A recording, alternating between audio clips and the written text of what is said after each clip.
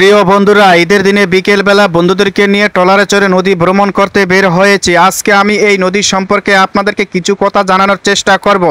তার আগে প্রিয় বন্ধু, আপনি যদি আমার চ্যানেলে নতুন হয়ে থাকেন তাহলে এইরকম ইন্টারেস্টিং ভিডিও পেতে আমার চ্যানেলটিকে ফলো দিয়ে সাথে থাকবেন। আর হ্যাঁ, ইতিমধ্যে যদি আপনি ফলো দিয়েই থাকেন তাহলে আপনাকে অসংখ্য ধন্যবাদ জানাচ্ছি। প্রিয় বন্ধুরা, ভিডিওটি যদি ভালো লাগে একটি লাইক এবং কমেন্ট বক্সে জানিয়ে দিবেন ভিডিওটি কেমন হয়েছে। সেই সাথে একটি শেয়ার দিয়ে আপনার আপনজনদেরকে ভিডিওটি দেখার সুযোগ করে দিবেন। আর কথা না বাড়িয়ে এবার মূল প্রসঙ্গে চলে যাচ্ছি। নদীমাতৃক দেশ আমাদের এই বাংলাদেশ। বাংলাদেশের নদীর সৌন্দর্য দেখার জন্য বিশ্বের বিভিন্ন প্রান্ত থেকে পর্যটকরা ছুটে আসে নদীর সৌন্দর্য দেখার জন্য। বাংলাদেশের পরতে পরতে ছড়িয়ে ছিটিয়ে রয়েছে অসংখ্য নদী। তার মধ্যে পদ্মা, মেঘনা, যমুনা, কর্ণফুলী, ব্রহ্মপুত্র, শীতলক্ষা, বুড়াগৌরাঙ্গ প্রভৃতি নদী উল্লেখযোগ্য। এসব নদীতে প্রচুর পরিমাণে মাছ পাওয়া যায়। তার মধ্যে ইলিশ, পাঙ্গাস, রূপচাঁদা, কোরাল, বোয়াল, ফোয়া, প্লইট্টা, চিংড়ি, চেউয়া প্রভৃতি মাছ পাওয়া যায়। এসব মাছ বাংলাদেশের অভ্যন্তরীণ চাহিদা মিটিয়েও বিদেশে রপ্তানি করে প্রচুর বৈদেশিক মুদ্রা অর্জন করে বাংলাদেশ।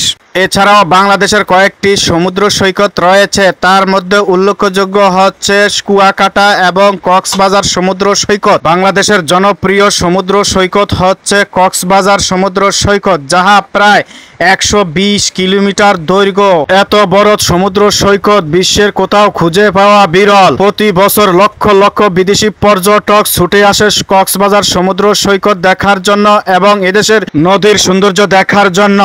আমরাও তার ব্যতিক্রম নই। তাই ঈদের ছুটিতে আমরাও বেরিয়ে পড়লাম নদীর সৌন্দর্য দেখার জন্য।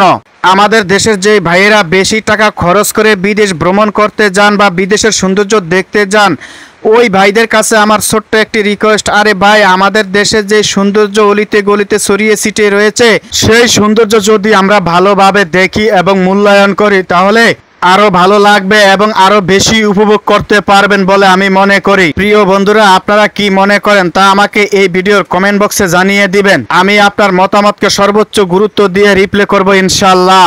আমাদের দেশের সৌন্দর্য আমরা দেখব এবং মূল্যায়ন করব ও বিশ্বের মানুষের কাছে পরিচয় করিয়ে দিব, যাতে বিদেশি পর্যটকরা বাংলাদেশের সৌন্দর্য আরো বেশি বেশি করে দেখতে আসে। তাহলে আমাদের দেশ অর্থনৈতিকভাবে লাভবান হবে এবং আমরা অর্থনৈতিকভাবে শক্তিশালী হব। প্রিয় বন্ধুরা, এখন আমরা যেই নদীতে ভ্রমণ করতেছি এই নদীটির নাম হচ্ছে বুড়াগৌরাঙ্গ নদী। এই নদীটি দেখতে আসলে অনেক সুন্দর। প্রিয় বন্ধুরা, আপনারা যদি এই নদীতে ভ্রমণ করতে চান তাহলে আপনাদেরকে প্রথমে চলে আসতে হবে ভোলা জেলার চরপেশন উপজেলার দক্ষিণেচা থানার ঐতিহ্যবাহী পর্যটন কেন্দ্র নবীনগরে।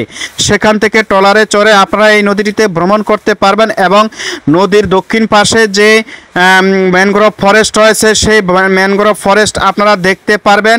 এই যে অনেক সুন্দর এখানকার ম্যানগ্রোভ ফরেস্ট, অনেক টুরিস্ট পর্যটকরা এখানে চলে আসে এই ম্যানগ্রোভ ফরেস্ট দেখার জন্য।